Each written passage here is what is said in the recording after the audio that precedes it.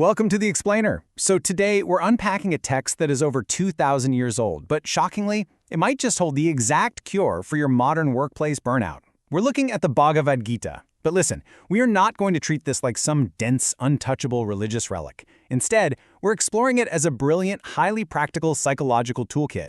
It's built for navigating career uncertainty, decision fatigue, and that overwhelming feeling of just being completely stuck.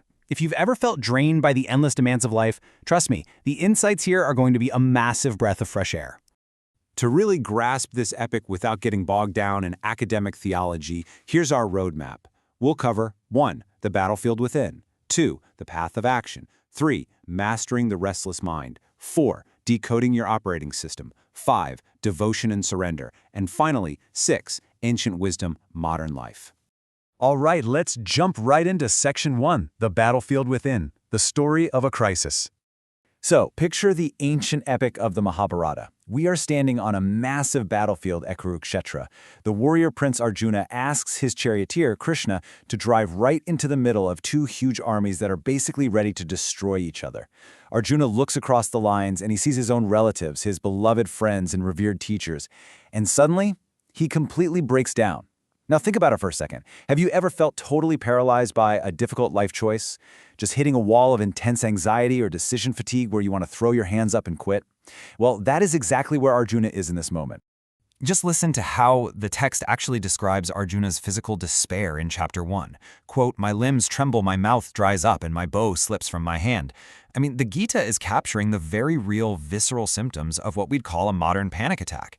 Arjuna's hitting total burnout. He's having a profound moral crisis, drops his weapon, and straight up refuses to fight.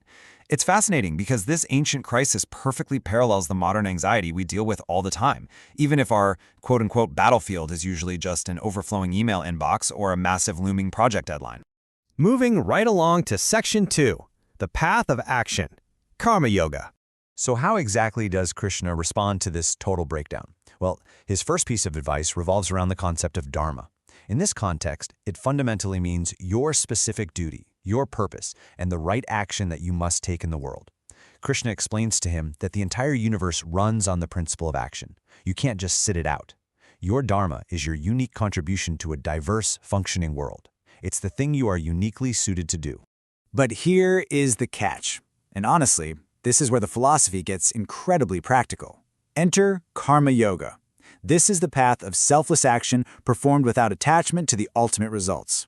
Basically, you perform your duties strictly for the sake of the work itself, not for a reward, not for the next promotion, and definitely not for the applause. You do the right things simply because it is the right thing to do. This completely flips our conventional mindset upside down. Normally, we are entirely outcome-focused, right? We're obsessing over metrics, results, success, which just gives us massive anxiety. But the Gita offers an action-focused procedural approach instead. The idea is to find absolute peace in simply doing your duty well, totally regardless of the outcome. In fact, the text even argues it's better to do your own duty poorly than someone else's perfectly. It's literally the ultimate cure for imposter syndrome and perfectionism. Let's look at Section 3, Mastering the Restless Mind, Jnana and Dhyana Yoga. Now, knowing you should detach from outcomes is one thing, but actually doing it, that's a whole different story. In Chapter 6, Arjuna actually complains that trying to control the mind is as difficult as trying to control the wind. And honestly, who hasn't felt that way? But Krishna reassures him. He says, "For one who has conquered the mind is the best of friends. But for one who has failed to do so, the mind will remain the greatest enemy." He insists that with persistent practice and dispassion, it can absolutely be done. And the best part? The Gita doesn't just leave us hanging with abstract theory. It gives us highly practical, step-by-step instructions. Find a clean, steady place. Hold your posture erect. Gaze softly. Calm to mind. It's surprisingly straightforward. The physical preparation for getting that mental clarity doesn't require overly complex rituals. It just requires discipline, persistence, and a bit of moderation. This kind of mental discipline naturally opens the door to Jnana Yoga, which is the path of knowledge. This is all about discerning your eternal true self from your temporary body and material desires. Through meditation, we start to realize that our core self is actually a silent witness. It's completely untouched by the daily grind, the stress, and all the chaos happening around us. All right, Section 4, Decoding your operating system. The three gunas. Let's decode this fascinating psychological framework from Chapter 14. It categorizes our tendencies into three distinct qualities, known as the gunas, and honestly, they map perfectly onto our modern daily routines. First, we have sattva, which is purity and clarity. Think of that amazing flow state when you're working perfectly in sync. Then there's rajas, representing passion but also anxiety. That's like the stress of a chaotic morning commute. And finally, tamas, which is inertia and darkness. Basically the psychological state of doom-scrolling in bed when you know you should be doing literally anything else.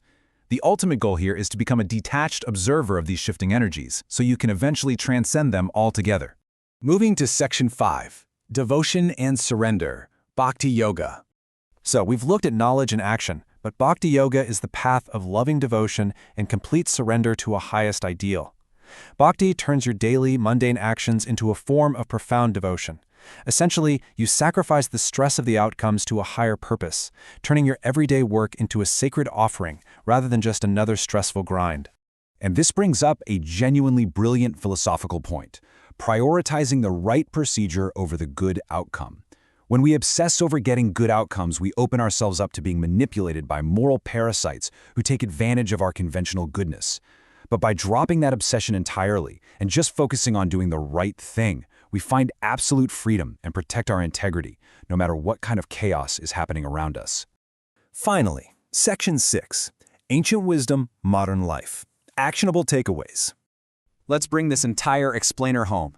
These insights regarding emotional resilience, they aren't just for yogis meditating in caves. Literary heavyweights in the West like T.S. Eliot, Aldous Huxley, Hermann Hesse, and Ralph Waldo Emerson all drew heavily from the Gita. It really proves that the struggle against the restless mind and the search for deeper purpose is a completely universal and timeless human experience. The ultimate modern takeaway really comes down to nishkama karma, desireless action. It means completely separating your personal value from the metrics of the modern world. You've got to realize you are not your likes, you are not your retweets, and you certainly are not your job title. It's about finding deep, inherent satisfaction in simply doing your work well without craving the fruit of that work. Just listen to this famous climax quote from Chapter 2. You have the right to work, but never to the fruit of work. This single sentence is arguably the absolute ultimate antidote to modern burnout and career uncertainty. If you can internalize this, you liberate yourself from the crushing anxiety of the future, and you totally reclaim your energy right now. I want to end this explainer by asking you a deeply provocative question. How would your life change if you poured all your energy into your actions today while completely letting go of what happens tomorrow? Think about that for a second. Take this ancient wisdom, step back onto your own inner battlefield, and move forward with absolute clarity and peace. Thanks so much for joining me on this explanation, and keep learning.